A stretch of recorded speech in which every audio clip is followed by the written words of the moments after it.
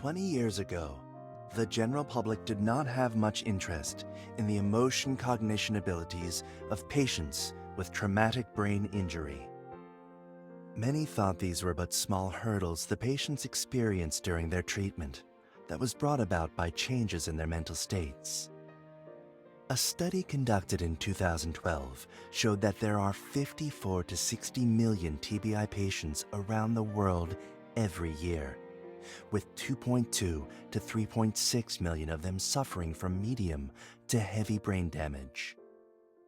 In recent years, as science has progressed, we have been able to monitor the changes in the physical stats of TBI patients through the use of advanced equipment. We have thus discovered that emotional changes, a cognitive function in traditional psychology, may occur due to physical changes in the brain. And therefore, following this train of thought, we further investigated the mechanism causing changes in the emotion cognition of TBI patients. According to the results of our study, we've come up with intervention strategies for the post-trauma emotion cognition of TBI patients.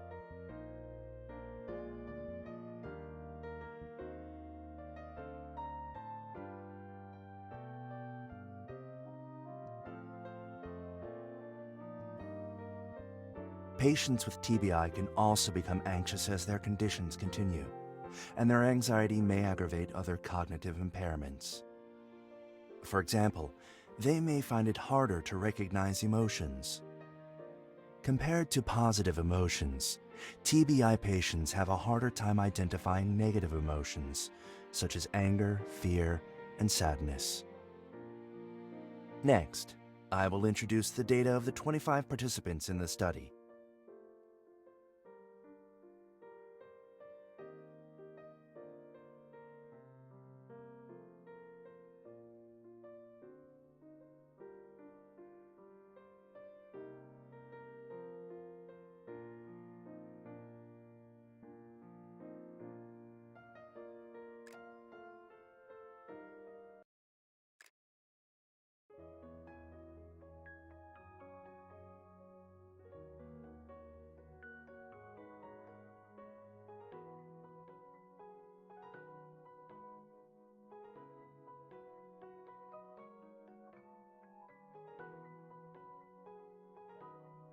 So no surprise birthday gift this year.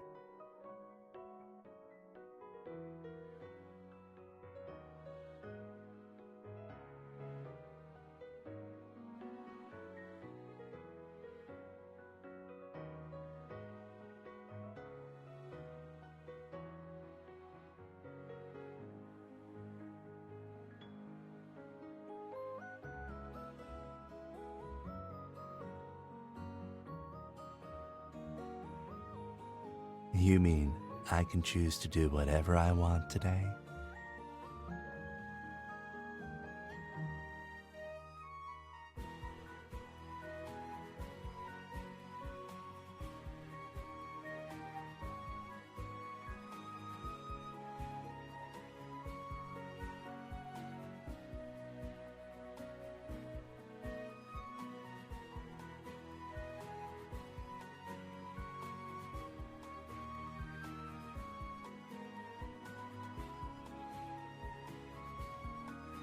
If there are a lot of things I want to do today, would that be too much trouble?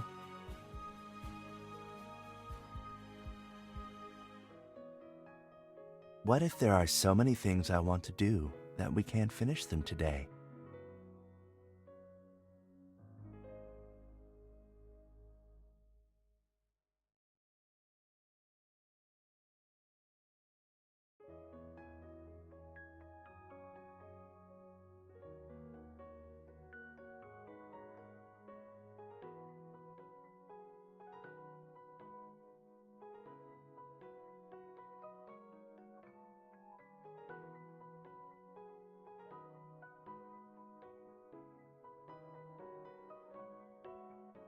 In that case, can I choose to have an unhappy birthday?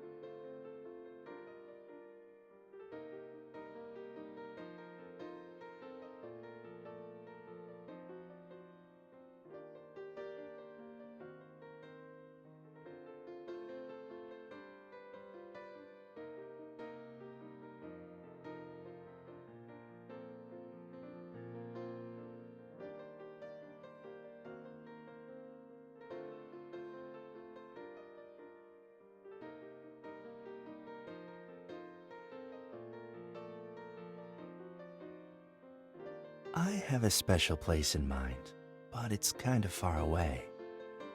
Mind taking a walk with me?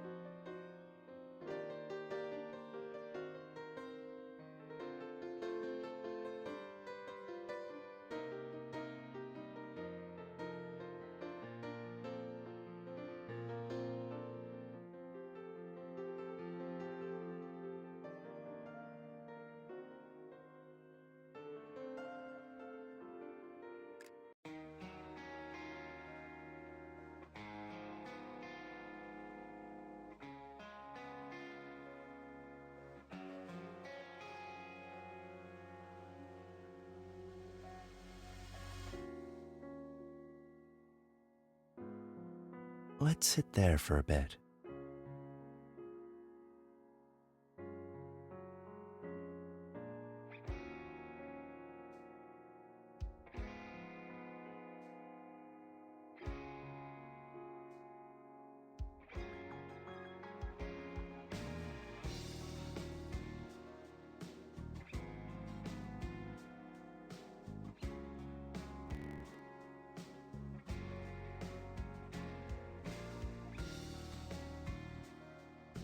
There used to be one of those old cottages here.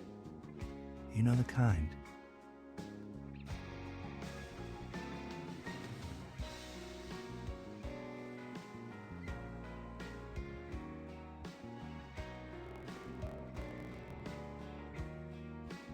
This particular house had walls made of mottled white brick, and the roof had red shingles. It was halfway uphill, so the winds could be pretty strong. On special occasions, a row of small blue and white flags would be hung on the eaves. They looked lovely from the garden, flapping in the wind.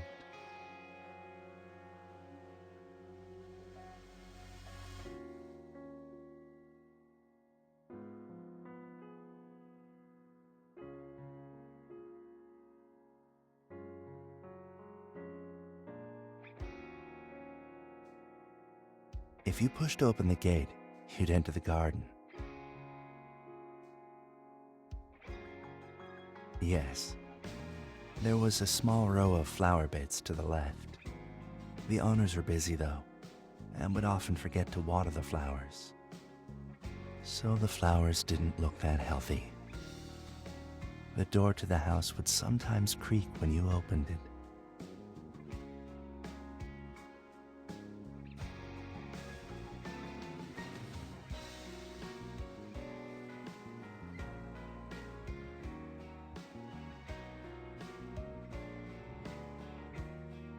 You'd come across an ordinary foyer. Which direction would you like to go in?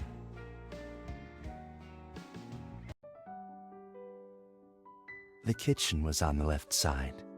It was a bit small, but had all the silverware you'd ever need.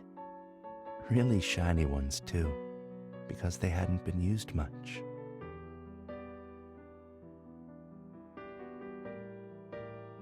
Well, everyone's good at different things.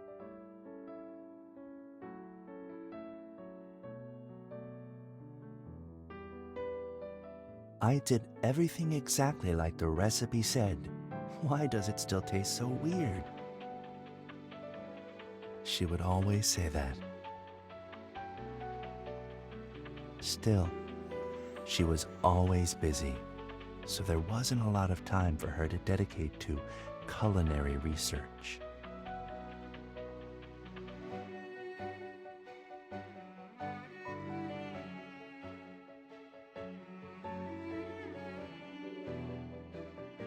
Yes, delicious.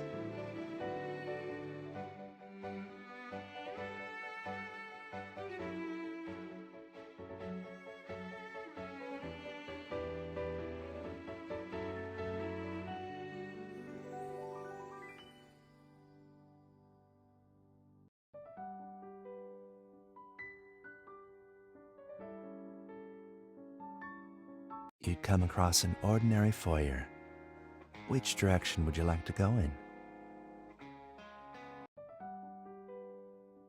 On the right side was the living room, though it was filled with bookshelves.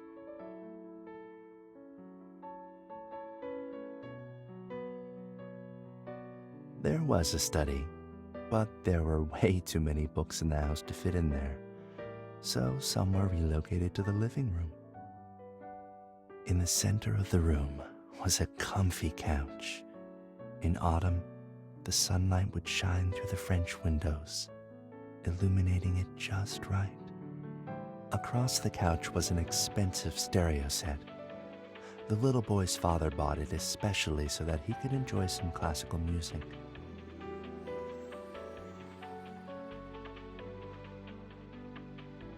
Actually, the most comfortable place in the room was the rocking chair next to the French window.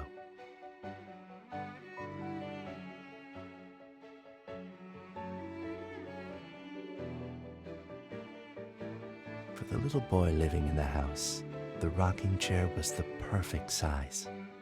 When he dozed off while reading, he could easily curl up on the chair and take a nap. And when the weather was nice, the rocking chair would gently sway along with the wind.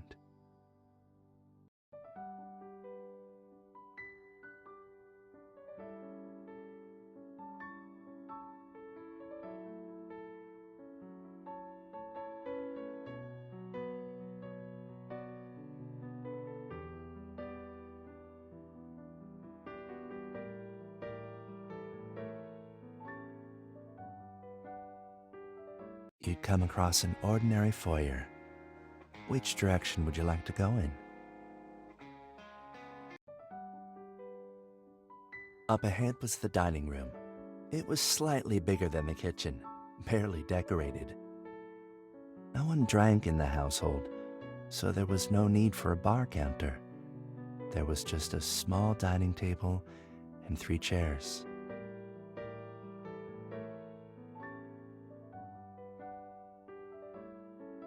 They didn't make it a rule,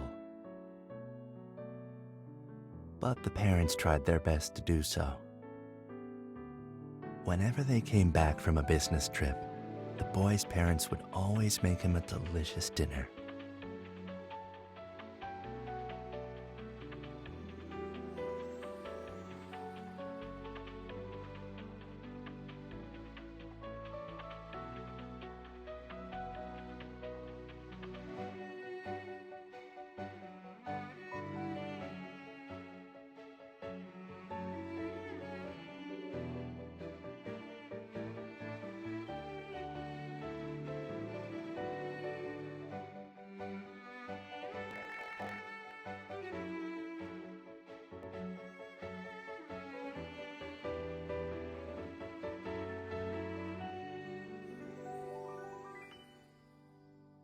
You'd come across an ordinary foyer. Which direction would you like to go in?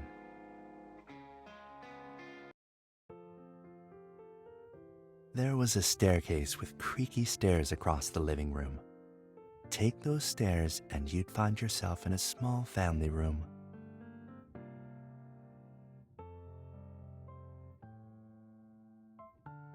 Unfortunately, you're right. I may have remembered wrong. Perhaps this wasn't a home, it was a bookstore. The little boy's parents did try to make the rooms functional though. It's just that the family room was closer to the study, so if you got tired of reading in the study, you could come right out of it into the family room and read there instead.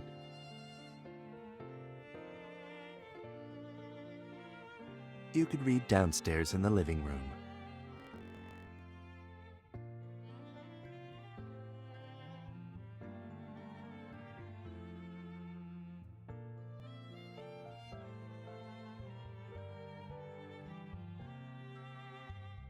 To the left of the family room was a long corridor.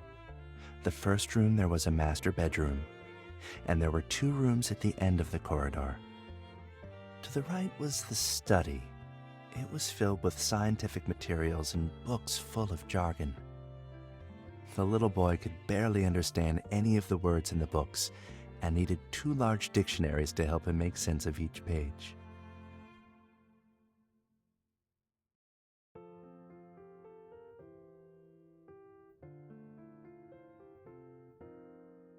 He probably understood all of it when he was around 16 or 17.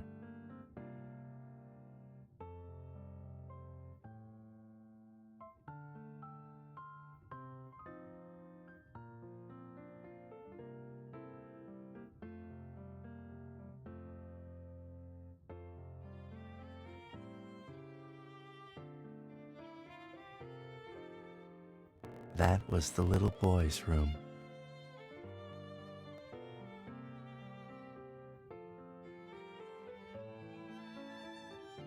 No, there were no books in the little boy's room. His parents didn't want him to read non-stop, so they didn't allow him to bring books into his bedroom. Well, there were 2 under the pillow. It was an ordinary small bedroom, with a bed, a closet, a small desk.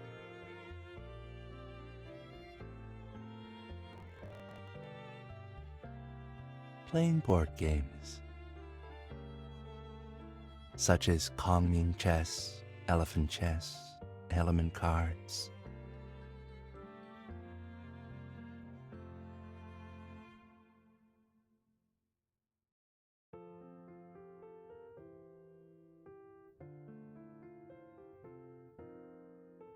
There was something else that made it special.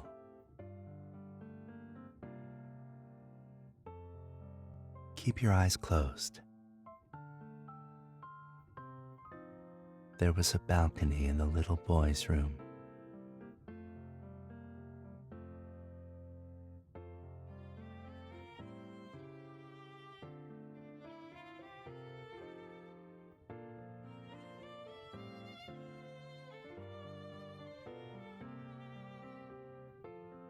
Open your eyes.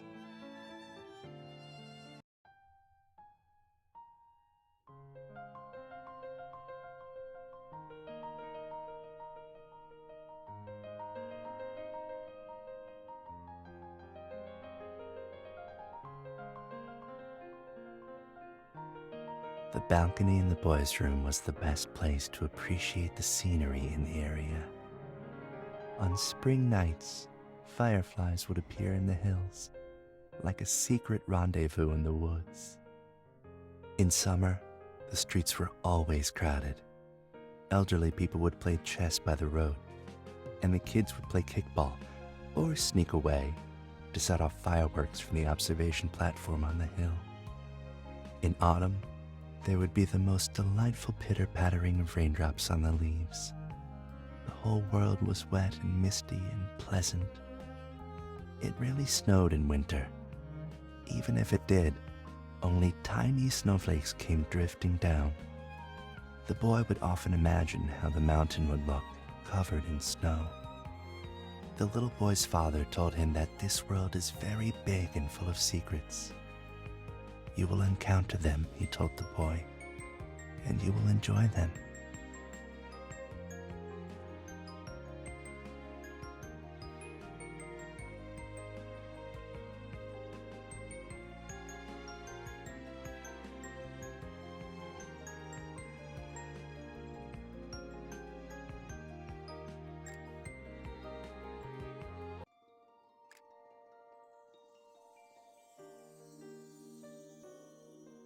Sorry for making you go through all this nonsense with me today.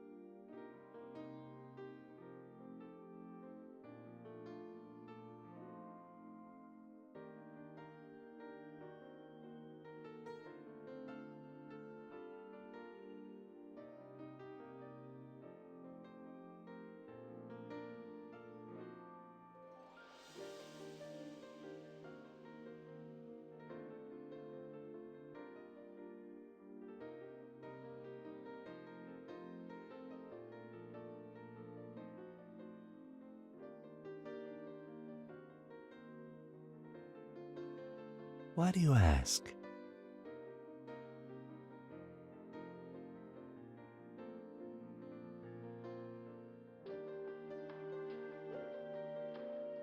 What do you think about your childhood self then?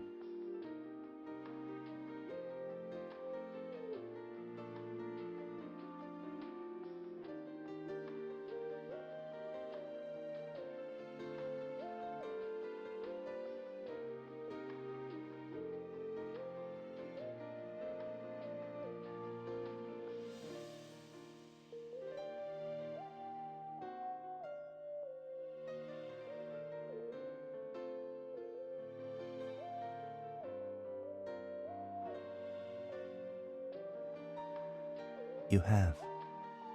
You're definitely the kind of person she'd have wanted to become.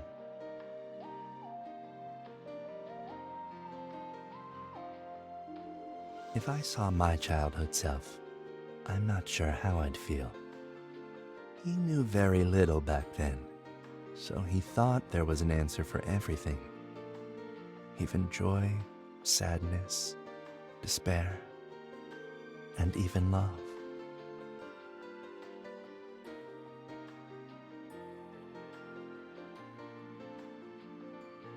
He seems very far away from me. Am I?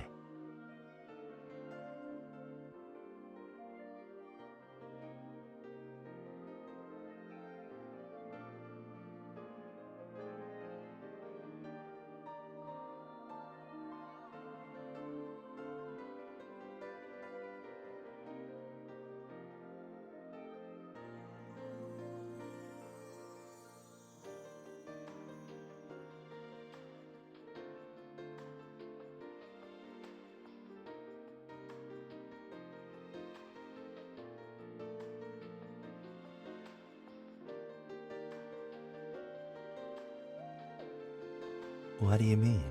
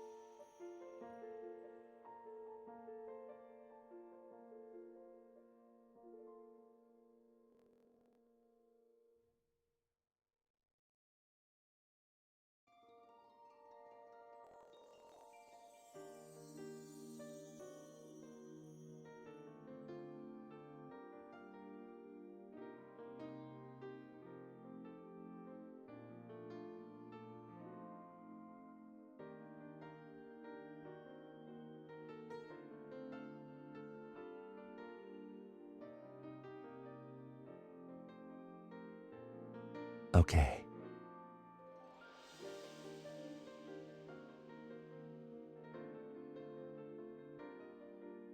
I know what I'm wishing for this year.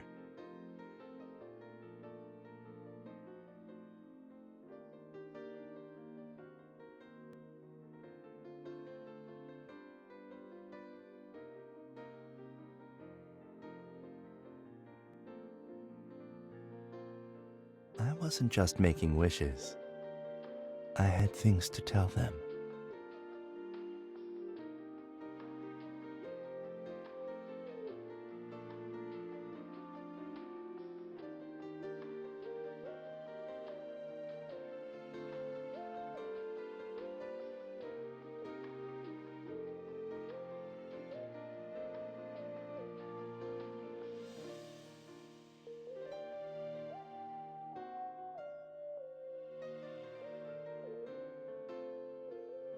I didn't expect you to have all that stuff secretly stashed in your backpack.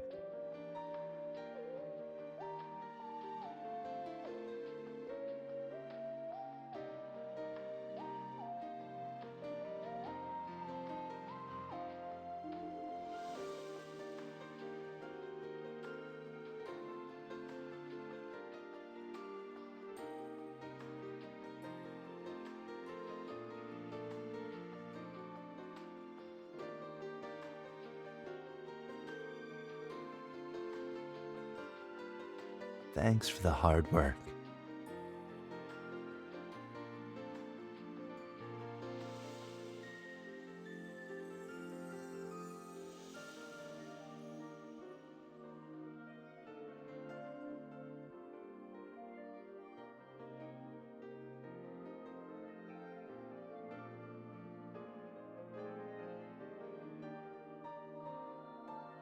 Only 60. There are 365 days in a year, though.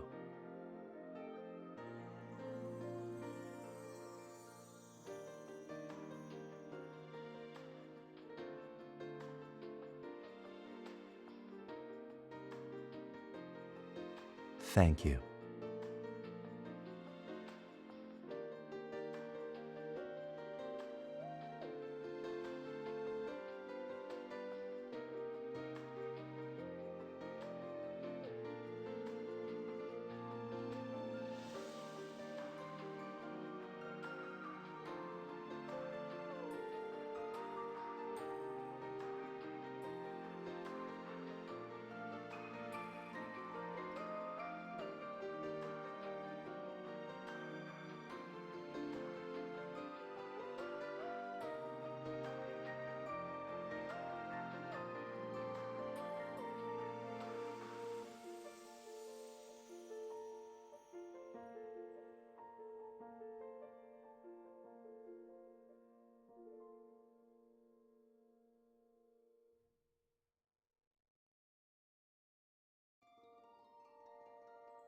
To me, you are more than colorful.